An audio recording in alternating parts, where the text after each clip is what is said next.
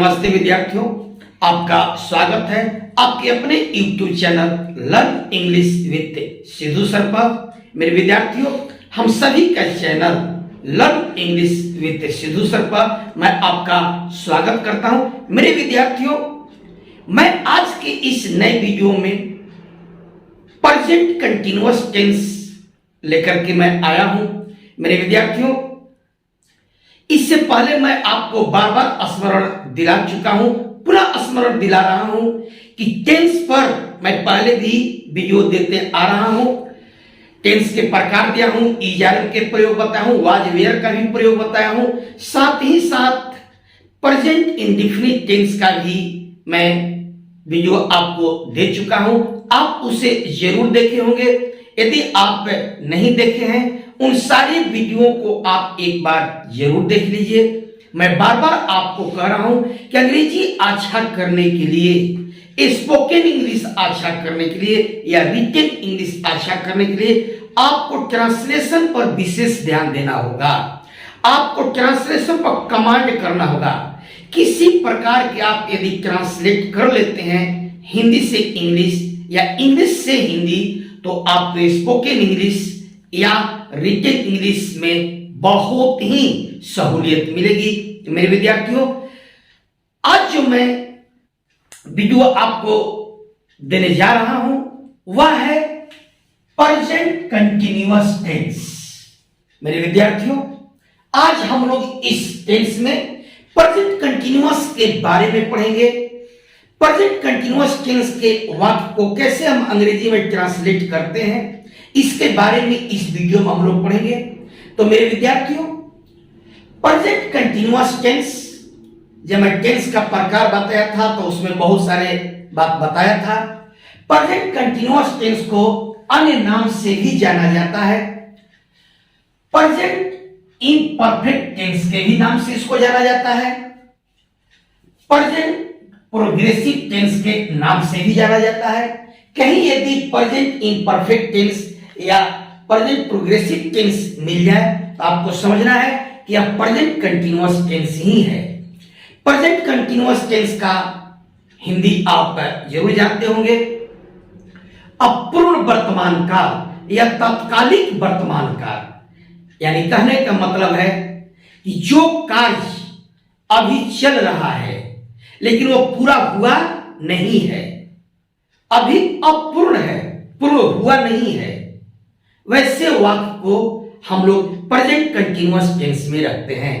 तो मेरे विद्यार्थी, ट्रांसलेशन के नियम जानने से पहले हम लोग एक नजर प्रेजेंट कंटीन्यूअस टेंस के परिभाषा पर डालें। प्रेजेंट कंटीन्यूअस टेंस के बारे में परिभाषित किया जाता है, a form of verb that denotes an activity going on at the time of speaking is called present continuous tense। इसको हिंदी में क्रिया के जिस रूप से वर्तमान समय या तत्काल वर्तमान समय में जारी कार्यकलाप का बोध हो उसे प्रेजेंट कंटीन्यूअस टेंस कहते हैं, या अपूर्ण वर्तमान काल कहते हैं, या तत्कालिक वर्तमान काल कहते हैं।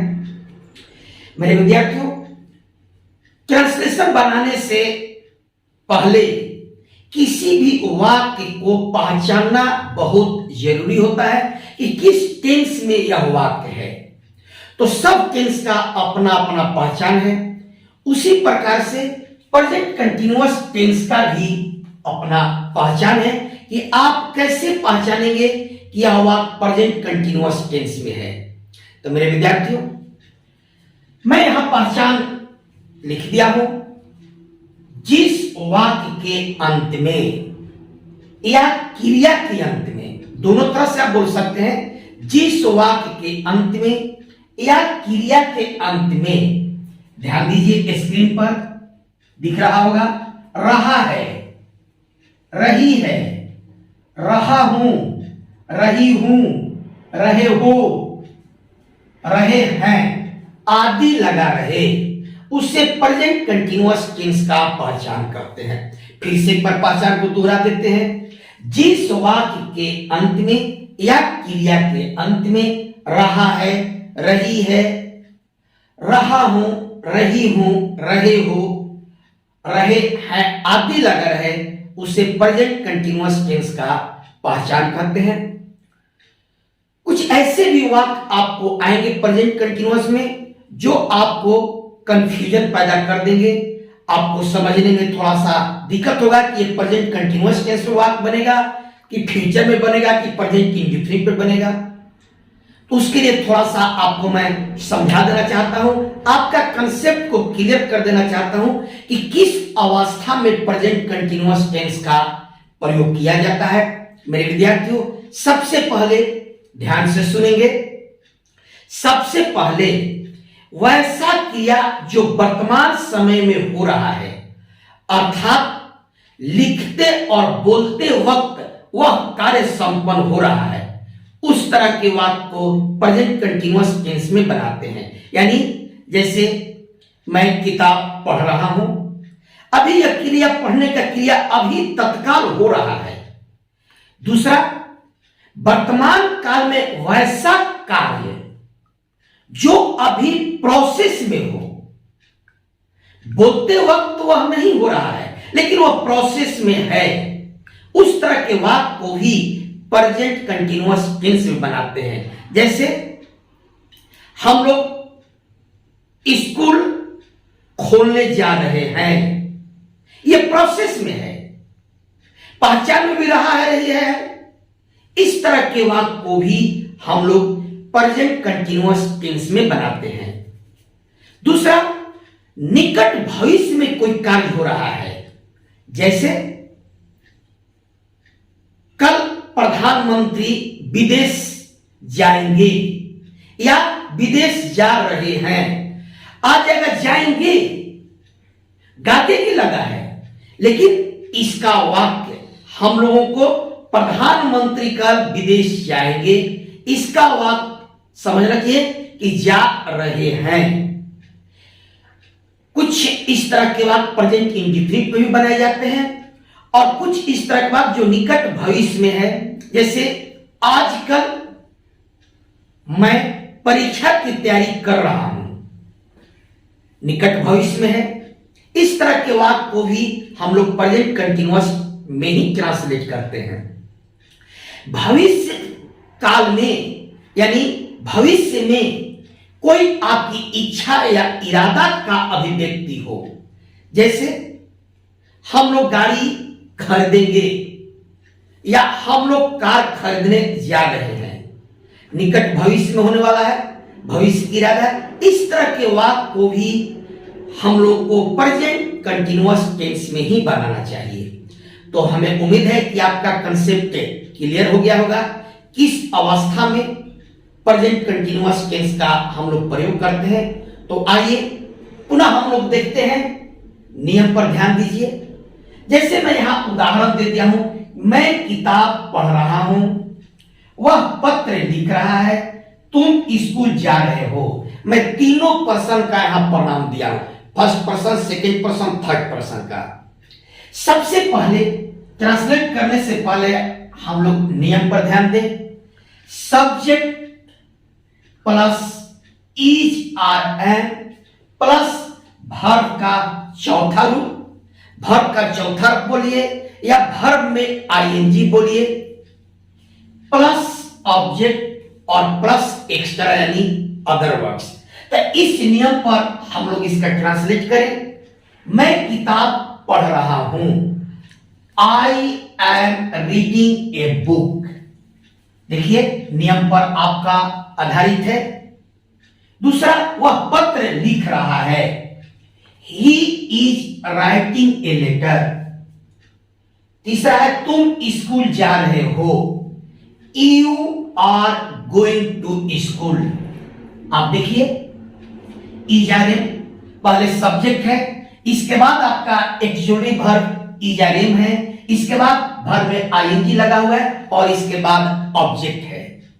मेरे विद्यार्थियों, जब इजारेम का आप हमारा पिछला वीडियो देखे होंगे तो आप जरूर देखे होंगे, जरूर पढ़े होंगे उसमें कि इज आर एम का प्रयोग किसके साथ किया जाता है, किस प्रोनाउन के साथ किया जाता है। फिर भी मैं यहां आपके लिए नोट लिख दिया हूं कि इज आर एम का प्रयोग हम किसके साथ कर सकते हैं और किसके साथ यह होता है। आई के साथ एम, ध्यान दीजिए, आई के साथ एम, और थर्ड पर्सन सिंगुलर नंबर के सब्जेक्ट यानी ही सी इट या कोई सिंगुलर नाउन हो उसके साथ इज का प्रयोग, और वी, यू, दे या कोई प्लूरल नाउन हो तो उसके साथ आर का प्रयोग करते हैं। इस चीज को हमेशा याद रखना है कि इज आर एम का प्रयोग हम किसके साथ करेंगे। फिर से दोहरा देते हैं, आई के साथ एम, ही सी इट या कोई सिंगुलर नाउन हो तो इज, वी, यू, दे या कोई प्लूरल नाउन हो तो आर का प्रयोग करते हैं।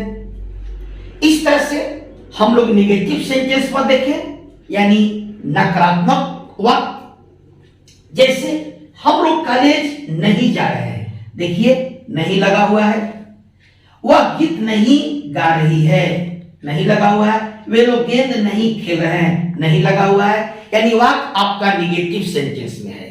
तो सबसे पहले हम नियम पर ध्यान दें। रूल्स क्या कहता है, subject plus is are am plus not plus verb का चौथा रूप प्लस ऑब्जेक्ट और प्लस एक्स्ट्रा।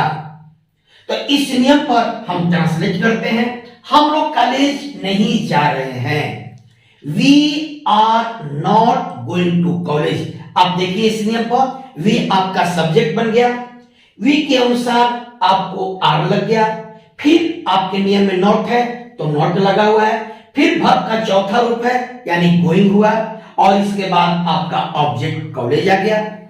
दूसरा हुआ गीत नहीं गा रही है, she is not singing a song. Next है वे लोग गेंद नहीं खेल रहे हैं, they are not playing football.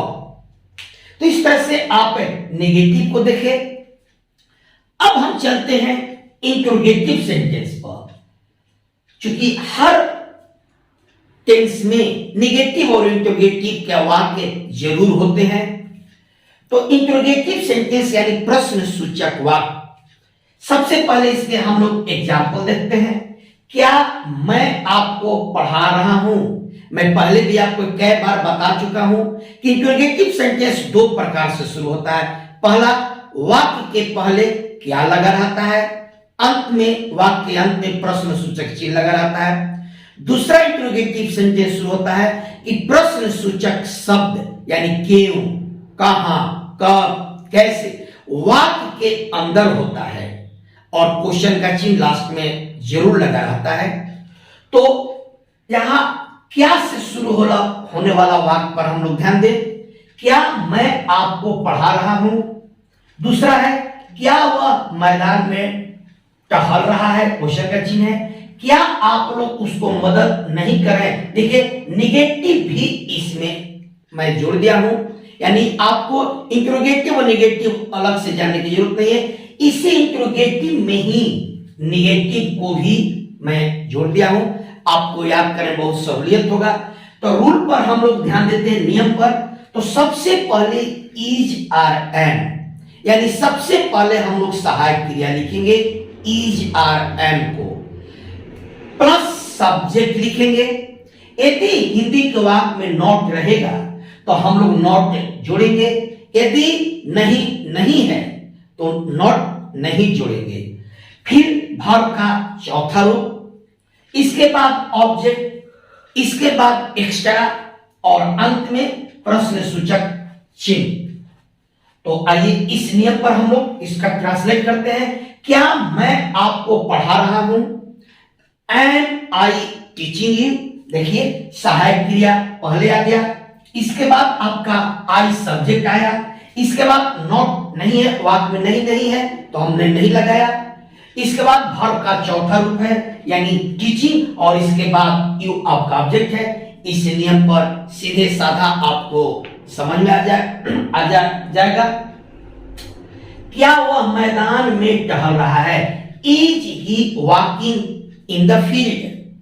Question का चिन्ह देना नहीं भूलेंगे।